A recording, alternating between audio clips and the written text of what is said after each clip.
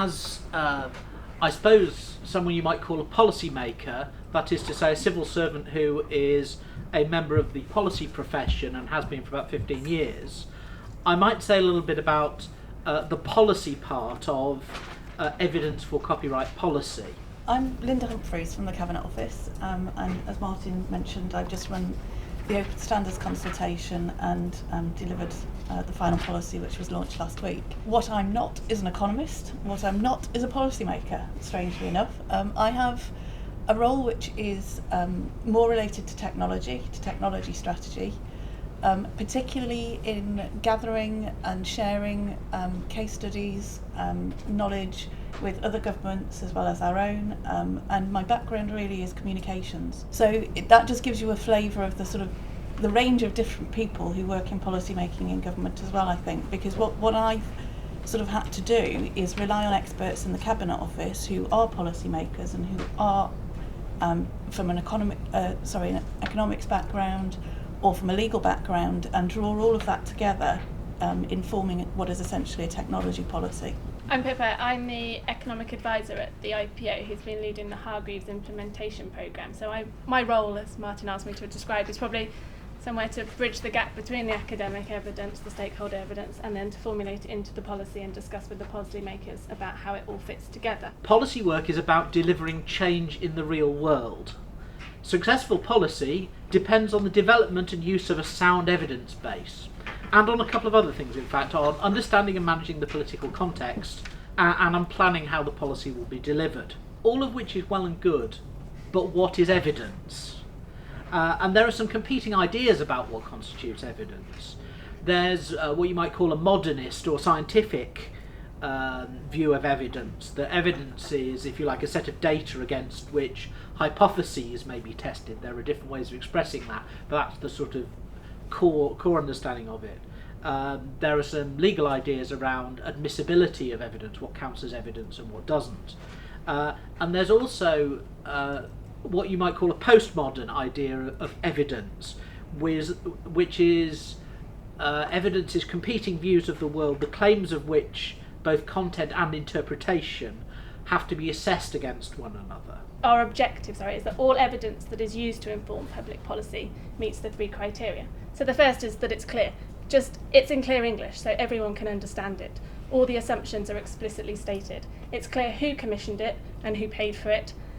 And it's clear what calculations were used and exactly, all the raw data is provided so that everyone can see exactly how you got from A to B to C. Secondly, it's verifiable, so the data is included. Now that doesn't necessarily mean that the data needs to be made public, because I understand that in some circumstances the data is commercially sensitive, but it means that it can be used in a controlled environment, such as the ONS way when we're doing the copyright investment figures. And finally, it's peer reviewable. Now again, this doesn't mean that it's being peer reviewed. I appreciate that often the consultation deadlines are relatively short, so it's not always possible to do that, but it means that it can be peer reviewed in the future. In terms of open policy making, if you're not aware of it, there is a sort of an open policy initiative with an associated website, which is openpolicy.demsoc.org, which Cabinet Office and the Democratic Society are sort of using to gather information and share knowledge about all things that relate to policy making, including gathering evidence, what constitutes good evidence. And essentially what we wanted to do was get people to make those comments, for those comments to appear straight away and for their names to be against them, so that we could try and get some debate generated online and a little bit of a flavour of whether people agreed with those statements or not. We had other channels that they could talk to us as well, and that included email, letters, public roundtables. The open people went online, and the people who got real issues with us decided that email was the best way. So that debate didn't really happen in the way that we expected it to.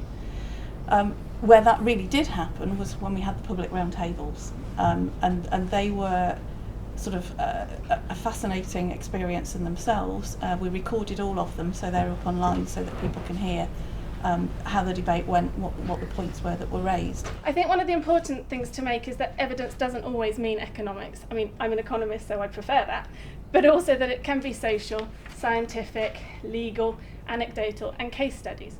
Often the case studies give us the most insight. Why do people do stuff? What's the logic behind it? In an ideal world, case studies and the numbers would be perfect, but that's not always possible. You've got to do this, it's the right thing to do. How do you deal with that compared to a 40-page peer-reviewed academic paper? What we thought we needed was to kind of weight the responses in some way, but taking advice from Bournemouth, we kind of knew that was absolutely the wrong thing to do. So what we did instead was treat the we had sort of the quantitative side, which counted how many people were kind of supporting what we're doing, but we also had the qualitative stuff that delved into what the points were that were being brought up, and we considered each of those points. I just want to give one brief example of policy making and evidence, though, which isn't a government one, which I think is sort of instructive about ways to deal with situations which are new and where evidence is hard to come by. And it's an Australian example from the Australian National University, which was founded about 1950. And when they built it, they didn't build any paths between the buildings. They found out where the students walked and then put paths there. And there is something about that natural experiment of finding out what people do and then finding ways to make that normative and safe that is actually a very powerful thing. So the evidence from experience, which is not always best obtained, as Ruth was hinting earlier, by econometric studies, is just as important in policy making as the ability to create numbers. Ideally, we'd like both.